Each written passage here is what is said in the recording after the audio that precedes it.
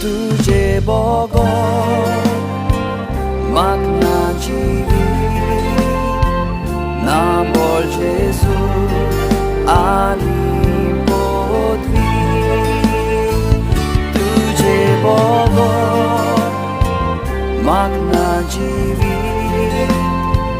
ना बोल जेजू आनी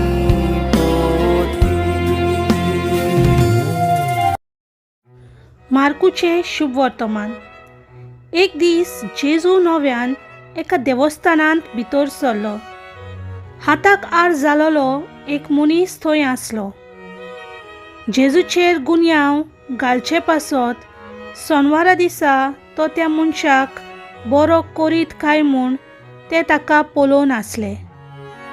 हाताक आर जाल्ल्याक ताणें म्हणलें, मोदेकांत येवन उबो राव। मागीर तांकां विचारलें, सोनवारा दीस बरें करूं येता की वायट, जीव वाटाव येता वो काडूं येत? पूण ते ओगेच रावले। तेन्ना रागान तांचे नदर भोंवडावन तांच्या काळजाच्या कुड्डेपणा विशीं कोंतीबोरीत जावन ताणें त्या मनशाक म्हणलें, तुजो हात सोड। ताणें तो सोडलो आनी ताचो हात आदले भाशेन सारको जालो।